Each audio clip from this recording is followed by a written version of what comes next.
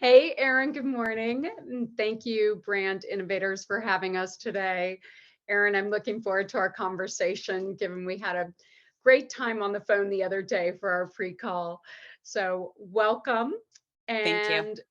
And you're welcome. And to our audience, welcome to everyone as well. So, would love to kick it off, Erin, with just talking a little bit about your background, which I found to be really interesting and super inspiring for women in QSR marketing, as well as women in general in this tech industry. And would love to take you or have you take us through your journey and talk a little bit about your 40 and 40 as the CMO of the year, top 40, as well as your current role. So if you could talk to us a little bit about that, that would be great. Absolutely. Well, long story short, I grew up in Illinois. A small town, went to college, have a degree in theater, thought I wanted to be famous, headed out west, was planning on LA, couldn't afford it, landed in Vegas, bought a mattress off of the back of some guy's truck and a really bad apartment. Ate, ironically, Jack in the Box until I could find a job and worked my way through theater and then worked in training and talent development, finally landing in internet marketing at the bottom of the barrel. Like I was the lowest man on the totem pole or woman on the totem pole. And I worked my way up. I did Caesars, MGM, Palms, left Las Vegas and joined Wingstop. After Wingstop, which was wonderful, joined Freebirds, then Hathaway, Martech agency, as well as Viejas Casino in San Diego. And then most recently was at Marcus Hotels and Resorts as the CMO. That's where I received the CMO of the year, navigating the pandemic. And then finally joined Del Taco. It's been over a year and a half now, and work remotely from Wisconsin. So it's been go, go, go. And we've kind of traveled the US doing it. It sounds super exciting. And I would love to also hear a little bit about your home life because that's such an important part of being a woman in marketing in general. And as you and I talked about, there's that mom guilt thing that is Yes. real. But talk a little bit about how you balance or blend, as you like to say, your role at home as well as your role in the office, or I should say virtually these days. Yes. So, well, mom guilt is real. I have mom guilt every day. In fact, I have 3 small children. I have a 12, 10, and 6-year-old. And my 12-year-old walked in today. She said they have short days on like once a month on a Wednesday. They randomly have like a day where they get out at 11. I wish we all randomly had random short days. But she came in, she's like, "Hey, since I have a short day, what do you think about me coming home and like we can make candles together?" We've never made candles before, nor do I have any interest in making candles. And she said, I said, "Honey, I have to work. I have to work." And she just, the look she gave me, I was like, "I'm so sorry." But so like mom guilt is real. But at the end of the day, like I think they're going to look back at this and go, "Oh my gosh, same way that I did." Because my mom worked full time. She worked 2 jobs, put herself through master's, getting a master's degree. And it's such someone that I really look up to. I want them to look back and go, "My mom worked hard for this," right? But it is a blend. So balance makes it sound like something has to outweigh the other, or that work has to be on one side because life, the positive things on this other side. And it's actually a blend. And I like when I can bring my kids along for the ride, along with my company and what I do. Um, it works better. There are going to be days I go to doctor's appointments and things like that, but guess what? I'll make up the time, or as long as the job gets done, right? But it has to blend together. Otherwise, it's 2 very separate sides, and that's never a good way to look at things. Yeah, I would agree with that 100%. And I know you made a comment that I thought was really interesting about when you manage employees, it's similar to how you coach your kids. So would love to have you talk a little bit about that. I'm sure we've all had experience with managing employees in a very different way, but those lessons can be applied to managing your home life and your children. Yeah. So ironically, there are a lot of similarities. Not to say that my employees or folks that I work with are children. I do not want that to come out as the connotation there. That is not the goal. Sorry about that. Yeah, I One understand. of the things we learn in leadership development, and I used to train on, is situational leadership. Everyone is different. Everything that drives me forward is not the same thing that drives you forward. And the same way that people study love languages, right? It's a different way of interacting with someone. And so when you work with employees, making sure you understand what drives them, what excites them. And it's not the same thing that excites me. The same thing that I love is not the same things that they love. The same rewards that I love are not the same rewards they love. And so managing them through situational leadership. And I say that because it's not unlike how I work with my children and I engage with them. Each one of my kids is vastly different. In fact, I don't have a clue how they're all related to me sometimes, except for like, sometimes they throw tantrums. I throw tantrums, like I see it in them. But outside of that, my oldest needs specific, clear direction, one direction at a time, right? You give her more than that, she can't handle it. My middle one is very, very different, right? She wants to sit down, have a conversation. She's a little more sensitive than the other two. And the youngest one, you have to like really connect with him and talk to him. Otherwise it's out he like just turns down the volume, I think, when I talk. So, and turns it back up when I'm done talking. He's like, okay, has no idea. So we always have to check for understanding with him. So each one is different. And I liken it to how you have each employee is different, and what drives them is what you have to figure out. Got it. Yeah, makes perfect sense.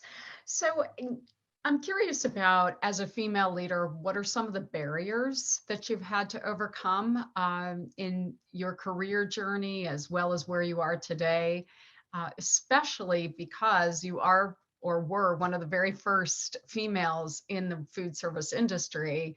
What's that like now? And how has it changed over time? Yeah. So for the longest time, even in college, people would say, are you a feminist? And I'd be like, there's such a negative connotation to that word, but I am. But more so than that, I just want everybody to be on an equal playing ground. And that is so hard depending on your gender or your ethnicity or whatever it is. And it's a constant conversation. We need to be on the same, at the same playing ground. Now, with that said, I remember my first leadership conference in the restaurant space, and I walked in and I was by far the minority in that room from being a female and then even taking it further and being a young female. Now, then we started creating groups, right? We said we have a female forum, we have a diversity council. And whenever you have to create a group, you have an issue. You have an issue. We're not there yet, right? We still have these groups that go the same way that I was given an award for being a top female leader. And I really, really struggled with it. And I finally I accepted it. I was very grateful. And don't get me wrong, I'm very, very grateful about it. But I struggled with the fact that I'm a leader. I happen to be a woman, but I'm a leader. And I can go head to head with any man in the room or any ethnicity or whatever it might be. But when we stop calling these things out is when we know we've solved the problem. We haven't solved it yet. There are a lot more females in our space now, which is great. A lot more are rising to an executive level. But I'll tell you, as a female executive, whether it's restaurant, hospitality, whatever it's been that I've been in, it can be lonely. Which is, I think we may be stuck for a second here. If you can still hear me, Erin, that actually leads me to a good a thought around, what's that like in terms of loneliness? How should women be supporting women so we don't feel so lonely in those rooms where, we might be one of 15 men? How do we support each other in groups, but also how do we take that and apply it to in the boardroom, across the board in the organization? Yeah, that is a good question. And it is about lifting each other up. So for a long time, even women believed that there was only one seat at the table, right? Because we were only ever shown that if someone actually got to the table, there was only room for one. You weren't going to have more than one. And in some cases, that's still true. Like when you look around the table, if there's only one of me, like, all right, we need to figure out why. Because of that, it created this competition that doesn't need to be there. there's more than enough room for all of us. And so truly lifting each other up is how we fight that, growing, connecting with each other across all genders and ethnicities. But I think that's how you combat it. That's how you build those so it's not as lonely. And it's hard. I mean, I'll be the first to say that even making friends as an executive woman that has a family that's very busy, it's difficult. And it's hard to find people that you connect with on your level that don't judge you. And it has been challenging, but it's something that you're constantly putting yourself out there going, hey, you know, I want to connect with this person. And the more we can lift each other up, the better it'll get. So that kind of leads me to the state of California just passed the law that one woman at least must be on the board of directors within organizations. Have to be honest, as a Californian, I was thrilled that at least we have a law. However, it shouldn't take a law, right? And Right. so I'm curious what your thoughts are around that. Yeah, I agree completely with you. It shouldn't take a law. I'm glad the law now exists. But again, you kind of go, how many people didn't have at least a woman on their board that we had to create a law, right? Like, how crazy is that? That so many companies had to go, hold on, let's go find some women. And then how they, I struggle with it. But again, it goes back to if you have to have a group, if you have to have a law, then it's clearly delineating that there's an issue. And at some point, we have to get to the point where, like, it makes sense that we're all on the same playing ground. Got it. Yeah, I think it's somewhat problematic, just from my own personal experience. Um, so, talk a little bit about what you call the female leadership and unconscious bias. Mm-hmm. So, I don't think people come out, like, I know we're talking about female leadership. I don't think anyone overtly plans to come out and go, you know what, I only want men. I'm only hiring men. That's it. Or I'm only going to fill this room with this age and higher, right? Like, I don't think people do that. I think what happens is it's unconscious bias, and there's a lot of books on it. It's people's perceived, like, I've had conversations that I've broached where someone only ever refers to me as chick. Everybody else is a man, but I'm the chick in the room, or the gal, or, you know, these are all my the men coworkers, and they're his coworkers, but I'm his girl. And that, I just approach it head on and I say, hey, maybe we don't call me your girl anymore. Maybe, I mean, unless I'm going to start calling you my boy, right? Like, in which case, fine. But I think it's not because people are conscious of it. It's truly something that they may have grown up with. They're not realizing they do. Society has deemed it okay through motion pictures and things like that. So it's just having the conversations around it is how we discuss it and hit it head on. So, in thinking about that as a leader, how do you teach that to the people you manage or within the organization? And how do you teach men, to be honest, to see us as equals? You have the I conversation. know that's difficult. I know. And I'm by no means am the expert in this, right? So, like, there are people that study this for a living. I am not that person, but what I can tell you is I do read a lot of books about it, and have lived through a lot of it. It's having the conversation. It's teaching people what, now there's actually unconscious bias training out there, a lot of it. It's putting that on the table, right? This idea that when they studied it, they found men, if they could do 60% of the job, a lot of the times they were promoted, but people would expect the woman to prove herself, prove that she could actually do the job before she was promoted. Again, blows your mind, but it's an unconscious bias. No one flat out went, you know what, can't promote her until she checks all these boxes, but can promote him when he only checks 2 of the 4. It's an unconscious bias. So the more we teach it, the more we talk about it, because people will tell you, I don't have any unconscious bias. We all do. I have unconscious bias that I have to check myself against. So it's putting it in your mind and going, okay, that's not a real thing. That's a stereotype. That's me filling in a blank without knowing the actual information. That you start talking about it, you realize what yours are, and then you can you can choose to fix them. You can choose to different words. And I'll be the first to say, I'm not perfect.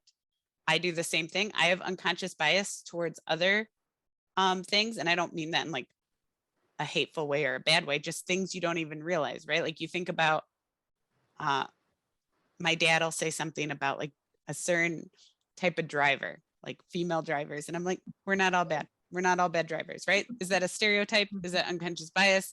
Is that hurting our society? I don't know, but it's not true. Like we're not all bad drivers. I am a bad driver. So I don't help that story, but we're not all. So I think having the conversation is a step in the right direction. And it also builds relationships and connections.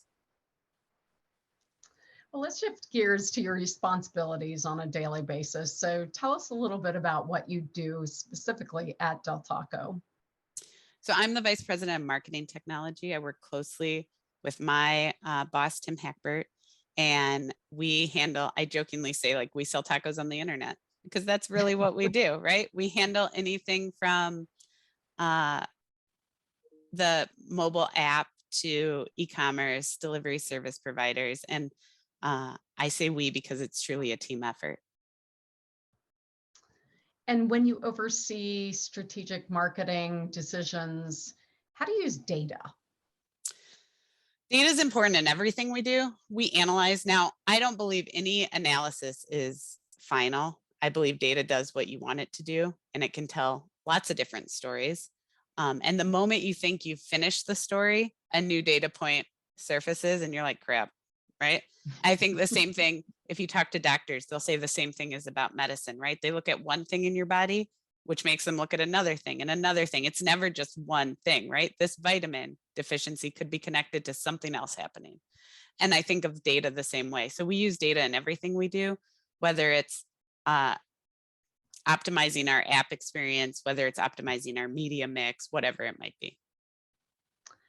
And I know you mentioned that Del Taco replanted every single technology and vendor over the last 9 months. Was that a result of when Jack in the Box bought Del Taco, or is that something brand new? Was it a charge that you led? And tell us a little bit about what that was like. So our Jack in the Box relationship is actually relatively new and very exciting. I was brought in as part of the team to figure out bringing loyalty to life. We didn't have Delia rewards before. And in those 9 months, we re-platformed and rebuilt everything from email to SMS, everything, all moved over to new platforms, as well as built out a brand new loyalty program, which launched last September. Delia Rewards. I highly encourage you to download the app, 2 free tacos. And of course, I'd be remiss to say that today is 420. And there is a great promotion going on, as well as you can get free delivery through our app. So again, encourage you to check it out and enjoy the 420 rewards. With that said, it was a team effort and a passionate effort to get all this live, because 9 months to do everything is intense, but we were able to do it, get it live. It's a continued optimization with new builds coming every day and new features, but it's very exciting. That's great. Talk a little bit about that loyalty program. I mean, there are so many out there. When you and I first talked, Starbucks, of course, came up, Amazon came up, Subway came up. So some of the top, obviously those top, or I should say, really well-known loyalty programs, very popular. And of course, they all started early with those apps. And then as we saw the acceleration through the pandemic of app usage and loyalty, talk a little bit about how you strategized. What was it that you felt was super important to customers through your loyalty program? Yeah, so good question. I have studied loyalty for a very long time, and what makes loyalty loyalty. And I still have conversations with business owners who to this day have a punch card, right? The nail salon I go to has a punch card, and she's like, if you come in 5 times, and I'm like, this doesn't drive me to come in another time. This drives me to cannibalize our own, you're cannibalizing your own sales, because I come in and I would have paid for this, right? That doesn't give me anything extra. It doesn't upgrade my experience, nothing like that by being a loyalty member. Loyalty members are only ever a certain percentage of your sales. Not everybody's going to be a loyalty member. They're just not. And when they are, you want to reward them for that. You want to reward them for their quote unquote loyalty. I also think the word loyalty gets a bad rap because, again, you think of punch cards, but the idea is you're part of a club. You're part of an inner circle of people who say, hey, I want you to know who I am. I want you to personalize that experience towards me or get as close to it as possible. And when you do that, I want to be rewarded appropriately, whether it's you're sending me the right type of taco, right? Or if it's outside of our space, whatever it could be, the right Vegas vacation. So when we studied all the loyalty programs out there, we didn't just look at Chipotle, Subway, all those. We looked at Vegas. We looked at airline rewards, ones that have been around for years, right? And adapted and shifted, but been around for a long time. What are they doing right? What might not be great? And so when we built Delia Rewards, we built a point system that also has tiers in it. So you can tier up, you can level up each time. And with that, you unlock new rewards. It's rewarding behavior. It's rewarding the idea that you can increase your transaction, your average ticket, and be rewarded for it and not cannibalizing sales. And then we built in the surprise and delight and the offers and promotions, just like everybody has. But our goal wasn't to build a punch card. It was to build something that went above and beyond a traditional loyalty program. And what about your overall app usage? So not necessarily the total number, but have your sales increased since your mobile app? I would imagine it's newly formatted now that you've got this great loyalty program. But what about the percentage of people that are actually looking to use the app? They use it for loyalty and promotions, or just ordering in advance. As you mentioned, loyalty is hard, and trying to get loyal members in your club, so to speak. There are a lot of disloyal customers, I would imagine, out there. So how do you keep them coming back? I know that's a multi-question question, but how do you keep them coming back? And then when you're thinking about it in general, how do you keep your mobile app updated with the data that you're collecting? There's a lot in that question. Well, I'll start by saying that, no, it's good. Our numbers have continued to increase, and that's what you want to see, right? You don't want it to become stagnant. Now, this is not Field of Dreams. If you build it, they don't just show up. They don't just come. This is like, you build something cool. You need to tell people you built something cool. You need to share it. So a lot of that comes into how we acquire new guests and how we're talking about it, including like this, we're talking about it, right? And then getting people over that hurdle of downloading another app. None of us like to download another app. Like, that's just another thing on my phone that I swipe past and I'm like, oh, did I use that? Oh, what's that? Right? Or another push notification I get. So you have to entice them. And that's our 2 free tacos for downloading the app. The other thing too, is when we look at how do we keep it new and fresh and adding features. That's why I say with anything, a website, a mobile app, it's a living and breathing organism, right? We don't turn on media and let it sit. We constantly optimize it and change it with anyone. You can't build a website or a mobile app and just let it sit. You have to be constantly optimizing and changing and refreshing to keep it new and fresh, and then communicating with your customers. Because again, if you build it, they forget it's on their phone, and you have to remind them like, hey, we're here. And when they come in once, enticing them to come in a second time and a third time in a shorter amount of time than would have typically been their time frame. So if we see someone coming in every Monday, maybe we could get them to come in Monday and Thursday. Maybe not. Maybe they're just always on Monday because that's when they're near us, right? Starbucks does the same thing. I know because I get my latte things and I go there all the time, right? They say next time you get a latte, you should get a breakfast sandwich. I just want to stick to my latte, man. Like, I can't handle your breakfast sandwich right now. And that's okay, but they tried, right? And maybe someday I'll want one. Who knows? So yeah, it's great. And so you mentioned media mix, and I would be remiss, given that I'm from InMobi, and that's part of what we do, right? So in-app advertising, how does that work for you? And what are you looking at when you're looking at mobile app strategies? And my apologies, I have a dog in the background barking. So Yeah. sorry, everyone. No Um, worries. Talk a little Wait, bit yeah. about in-app advertising and the types of media mix that you use related to that actual app experience. Yeah. So with media mix, everything goes back to a KPI for any of us. It's not just us, it's any industry looks at what your goals are and engagement. And did they order? Did they come into the restaurant? And that's how we decide if it's working or not working, right? It's not good enough just to say, hey, we got this many impressions. That hasn't been good enough for years now. It has to be, what did they do when they saw the ad? Did they walk in? Did they order? Did they click to our website and do something? And let's figure that out so that we can optimize their experience. It's just as much for us knowing how it worked as it is for the customer to receive the best experience, whether it's in-app or wherever it's served, which is it's part of our broader strategic plan to make sure that our media mix is handled that way. In-app is obviously part of it.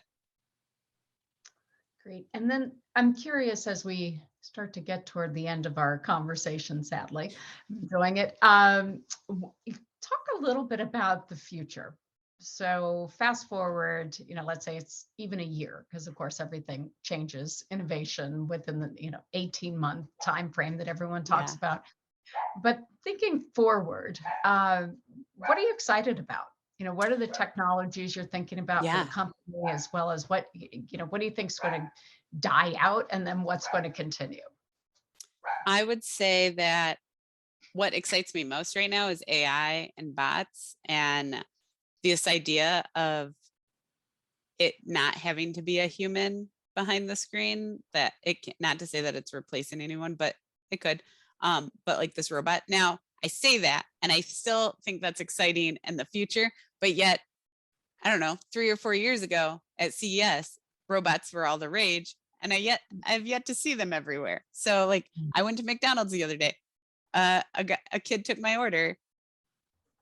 It wasn't a robot. And so if they are the now, why don't I see them everywhere is always my question. Like, why aren't we doing more of it? We were in Las Vegas recently, and I thought I'd see more robots. I was very devastated that I didn't. I did see a dancing robot. That was kind of cool. But again, there wasn't a robot making my food. There wasn't AI taking my order. And I thought for sure I'd have seen more of it at this point. So I still think that's the future. I did see in the Vegas airport, in case anyone's wondering, in Gate C, there's a Burger King, which is always, always, always busy. Because it's like the only food option right there. And they put in kiosks, and I noticed the line was much shorter. So people are moving in the right direction, but I still think that's for sure our future. I just am not sure why it's taking us so long to get there. Yeah, I recently read a stat, and it was from the National Restaurant Association, where the hope is by 2030, all restaurants will at least innovate with something new, on whether it be using technology on the back end to merge labor along with orders, so that fulfillment is quick, and then ghost kitchens, for example. So 2030, I guess, is the year that everything's supposed to change. Honestly, I hope it happens long before then. But the robots, I am actually seeing them on college campuses. I can say firsthand that my daughter's school, they're all over the place. People are tripping on them, but easily you can order through a mobile app, and this little robotic thing is going up and down the hills of Cal Berkeley or Tennessee or wherever That's colleges great. are today. So they're on their way, but I think mainstream, it is, like you said, it's going to take a little bit of time. I'm going to leave just a few minutes left for any questions out there while we wait for those to come in. And I encourage everyone who's listening to please add some questions for Erin. But in the meantime, what kind of advice do you give to young leaders? I know you do a lot of mentoring, and I'm curious, what would you say to a young woman who needs your advice and is thinking about moving through the ranks, if you will, of her organization? Yeah. So I have over my career mentored a ton of young women, and I love doing it. And I will tell you what sets them apart is the ones that want to work for it versus the ones who just are looking for me to hand them something. Now, when I do talk to them, what I see is like, if I could write in the sky, I would, which is ask for it. And so many times, including most recently, I was talking to someone and she goes, well, this is what they offered me. So like, what should I do? I said, well, ask for something else. If there's something else that's important to you, ask for it. And she goes, well, I don't know if I can do that. And I was like, why can't you? Like, why can't you ask them? And she goes, well, I don't want them to think negative of me. And I was like, they won't. And there is a book out there, which I read, that says, if a woman negotiates, then she's not grateful. And if a woman doesn't negotiate, then she's like a pushover. And like the whole story of it was, there's no right answer, right? There's no way to look at it. But to me, you have to ask. If you don't ask, you don't get it, right? And I said to my daughter the other day, because she goes, can I have this? And I'm like, no, the answer is always no. And she goes, but sometimes the answer is yes. And I sat there and I went, touche. Sometimes the answer is yes, in which case keep asking. And that's the same thing I tell these women, which is, if you don't ask, the answer is no by default. So sometimes the answer might be yes, throw it out there. Worst case, they say no, you decide if you take the job or not, or you decide if you take that step, or you decide, but at least you've asked. At least you've said, hey, here's what I believe I'm worth. And if they say no, so be it. And what's funny is almost every one of them that went forward and asked received some form of what they were asking for, and they were over the moon. They were so excited. So that I highly encourage people. And it sounds so simple. Just ask.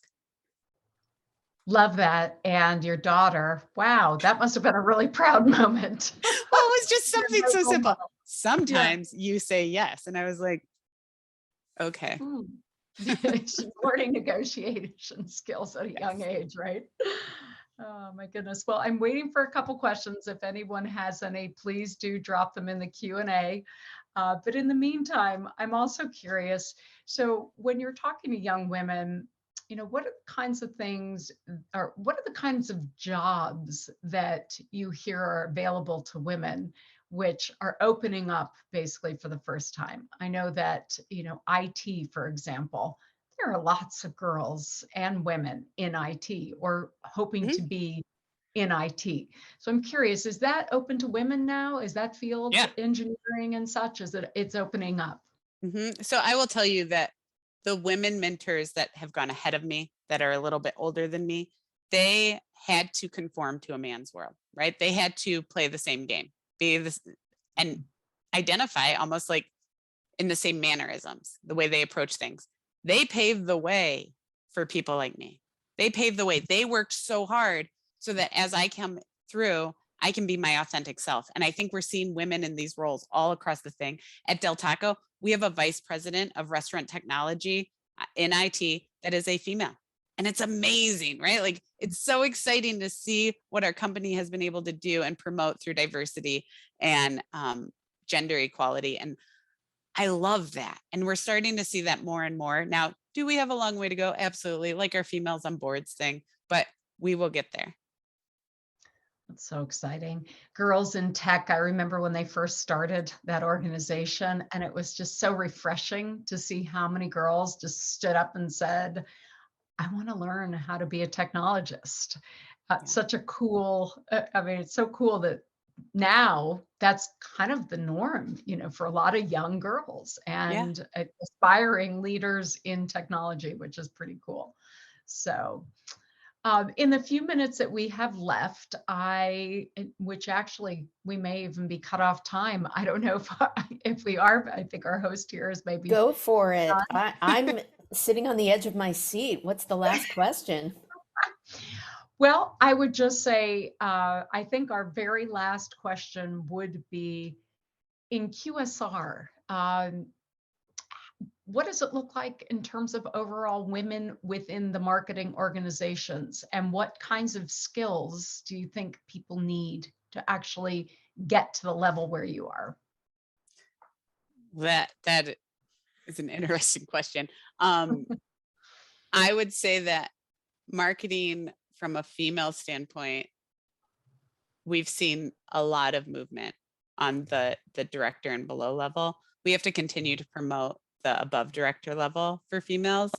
From a skill standpoint, outside of your traditional marketing skills, you need to have, I think what helps set myself apart is emotional intelligence. It's understanding of how to lead teams. And then, but I don't think there's anything that we're teaching men that we're not teaching women. And so I think we're teaching them all the same things. It's choosing to utilize those skills, right? So, and then putting yourself in the right position to get to the next level. But I don't, at this point in my career, when I look at what we're teaching men and women, it's the same. It goes back to just ask for it, right? If you want to keep moving, just ask for it. The mom guilt is real. I've talked to a lot of young women who are having children and they're like, how do you do it? I was like, I don't know. There are days where my kids think that like I'm the worst parent in the world because I'm on the road or I'm not there. There are days where they think it's great that I have a job because we get to take cool vacations and do things like that. So they're going to survive whether or not I'm home all the time and hopefully look up to me one day. They don't know it now because I'm not cool. My daughter told me yesterday that she goes, my friends and I were Googling our parents to see what showed up.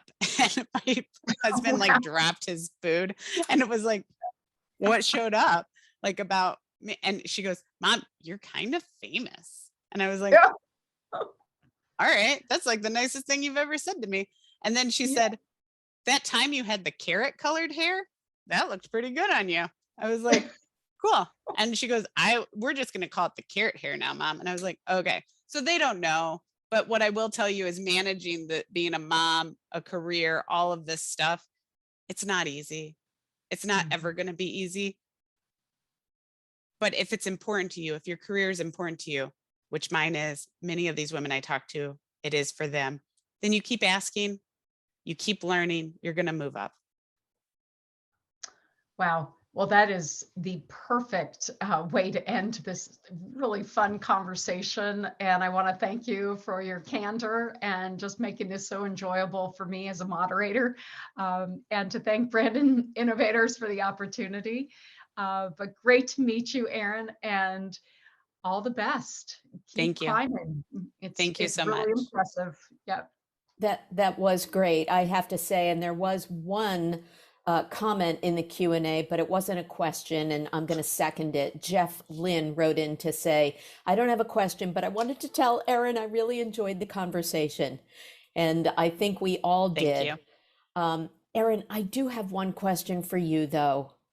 Is it true? You said to ask for it, so I'm asking. Is it true you're a ballroom dancer? Yeah, I am a ballroom dancer. Is there no end to your talent? Oh my God. I took it up a little over a year ago when the pandemic hit and needed like something to get me out of the house as an extrovert. Yeah. And I've fallen in love with it. Like I've gone every night this week. And not only is it a great workout, but you can't think of anything else because you're trying to think, are my hands, my feet, everything. And as a leader and as a type A, it's been good for leadership skills because you have to release control. You can only control what you can. Can't lead necessarily. No, the first time I was like dipped towards the floor, I was like holding on for dear life. And they're like, no, you have to let go. And I was like, but I'm going to fall. And they're like, but you're going to succeed. And it's that whole like, will you fall or will you fly? And I'm like, oh God. But yes, I love it. I've fallen in love with it. Perfect. No means am I quitting my day job. Oh, you're going to be on Dancing with the Stars. I'm certain if you ask for it, you'll be on TV soon. There you go. Well, from a swing dancer to a ballroom dancer, I want to thank you both